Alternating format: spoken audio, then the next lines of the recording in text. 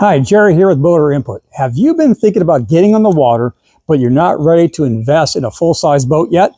Well, with the price of boats these days, some people may be wondering if a kayak might be a good starter boat or an easier way to get on the water. Now, I happen to own a couple of motorboats, but I also have a pair of kayaks as well that I use fairly often. So in this video, I'm going to give you my take on the advantages and disadvantages of a kayak versus a traditional motorboat. Plus, I'll share some basic tips to help you find the kayak that is right for you if you are so inclined. So let's start with the advantages. The first and most obvious advantage of a kayak over a boat is the cost. But this is more than just the purchase price. You see, the overall cost of ownership is much less too.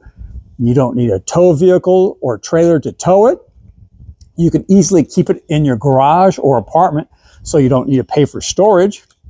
You don't have to put gas in it, and in most cases you don't have to pay for titling or registration fees.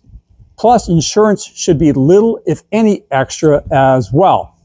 Now, I recently did a video on why boat sales are declining, and the biggest reason by far was the cost. So the fact that kayaks are much more affordable is a big benefit. Now, another advantage of a kayak is that they require very little maintenance. You really don't need to wash and wax them periodically like you do a boat, and you don't have to worry about performing routine engine maintenance or doing repairs. Now, occasionally I might have to do some minor repairs on, say, a broken strap, or in the case of this kayak over here, which has a drive system, I may need to grease that periodically, but that is very simple and easy to do. Now, a third benefit of a kayak is that it will enable you to access waterways or areas that you cannot reach by boat. This is especially relevant in places like Minnesota, Wisconsin, Michigan, that are chock full of tiny little lakes, many of which have no or very primitive launch facilities. Even on my lake, which is about 25,000 surface acres, I can go in some back bays and canals that are not reachable by a motorboat. So if you're an angler, you can reach fish that don't get a lot of pressure. Now, a fourth benefit of a kayak is that it enables you to explore nature better than what you can often do by boat. This is because you can move around very quietly and get into very shallow areas next to shore, and you tend to come across a lot of fish and wildlife that you otherwise would not see. And as an avid angler, I am always looking for bait fish and game fish when I'm out on my kayak. In fact, this November, I came across a bunch of baby bass back in the bay in about 4 inches of water, which told me that there was an additional or late spawn this year. And I likely would not have seen that from my boat. And the final benefit is, at least for me, is that I can get a little exercise. On the weekends, my wife likes to take her bike for a ride while I hit the water in one of my kayaks. And whether I'm paddling or pedaling, I'm either getting an upper body or a lower body workout. Now, I know for some people this may not sound appealing, but if you're an active person or looking for something to help stay fit, then kayaking is something to consider, just like biking or hiking. So now let's talk about the disadvantages of a kayak over a motorboat. The first thing, of course, is that your range is much more limited when you're only using human power. So for example, when I take my kayak out on the weekends, I'm typically going about 2 miles out and 2 miles back, and that takes me about an hour and a half. Of course, if I was planning on being out all day, I could certainly go much further, but that gives you some idea.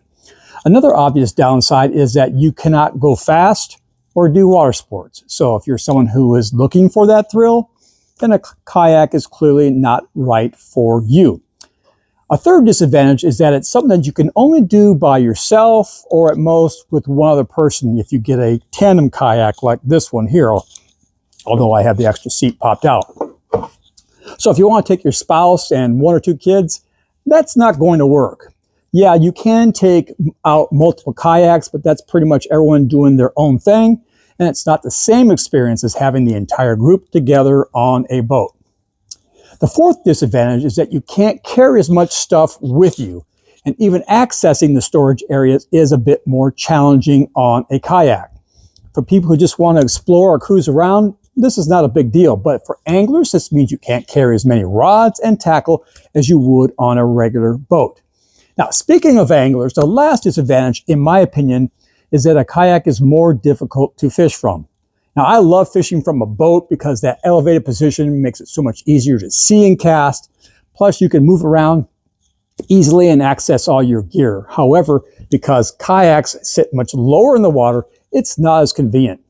Now, they do have kayaks that are wide enough where you can stand and fish from, and if you're fairly athletic and have good balance, that will work for you. But at my age, I'm afraid that I would go overboard on a hard hook set, and so that probably won't work for me. Now, having said that, though fishing from a kayak is not as convenient as from a boat, it's still much better than fishing from the shore, in my opinion, simply because you can cover more water, get away from the crowds, and retrieve a snagged lure.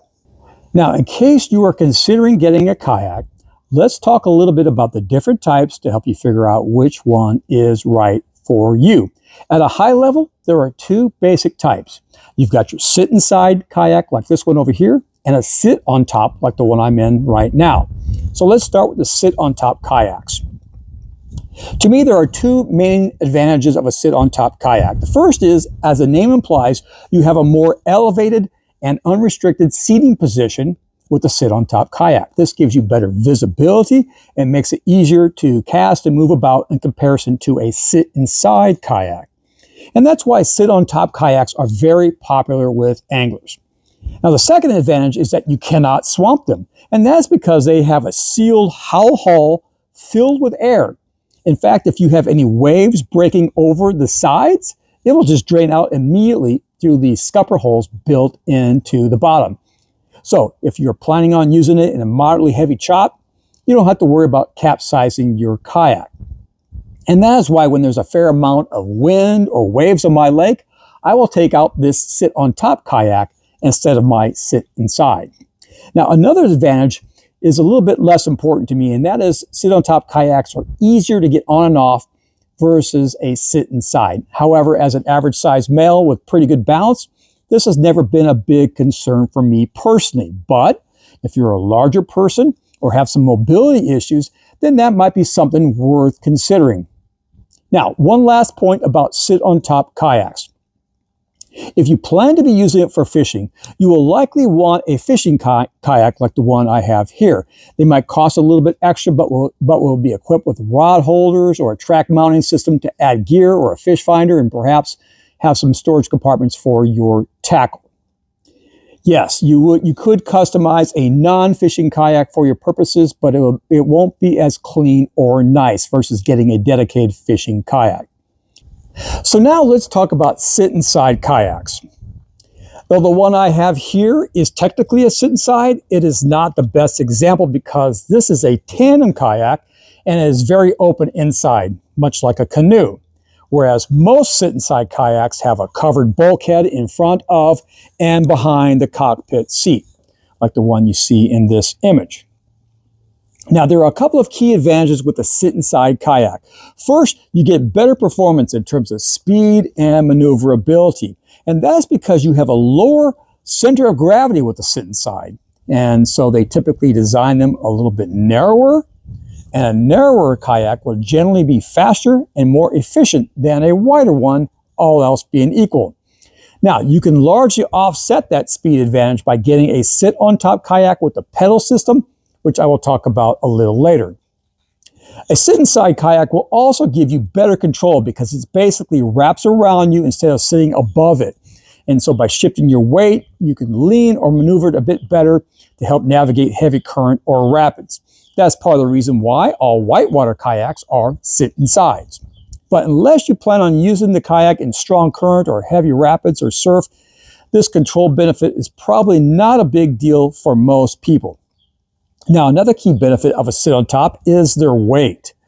They weigh about 15 to 25% less than a comparable sit on top kayak, which can make a big difference in some situations. If you just have to put the kayak in the back of a pickup truck or SUV, then that weight might not be a big concern. But if you have a smaller vehicle or need to put it on a roof rack or a carrier, then that weight can be a big issue. Now, for years, I would slide my sit-inside kayak on top of my SUV. While not easy, I definitely could do that by myself, but I think it would be extremely difficult to get my sit-on-top kayak up there, even though it's much shorter in length because it's much heavier. So if you need to hoist a kayak on top of a vehicle or carry it a ways to get to the water, then that weight or portability of a sit-inside kayak might be the right choice for you. In addition to the two general types we just discussed, there are a few other things to consider when shopping for a kayak. The first is whether you want to paddle your kayak or get one with some sort of pedal system. A paddle kayak will be a lot cheaper, but a pedal kayak will enable you to go faster and farther with less effort.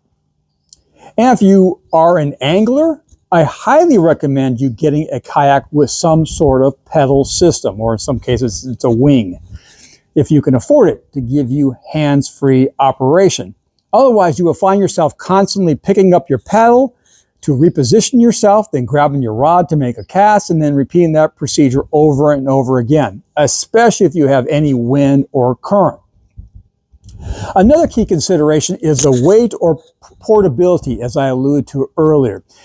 It might be the best kayak in the world, but if it's going to be a major struggle to lug it to and from the water, then you're probably not going to use it that often. So how you plan on transporting your kayak matters. And whether it's in the bed of a truck or on top of a roof rack, this will dictate the importance of weight to you and how much weight you can realistically handle. Of course, a kayak with a pedal system will weigh considerably more. However, these systems easily pop out to make them easier to transport. Also, you can get things like this kayak carrier to make it easier to roll your kayak to the water. But even that won't help you if it's really heavy and you need to get it on top of a roof rack. Another key factor is the length. A longer kayak will generally be faster and track better without zigzagging back and forth through the water. But the extra length will add weight too, so you might need to be mindful of that trade-off. 10 to 12 feet is pretty standard. However, kayaks designed for speed or traveling long distances will often be longer.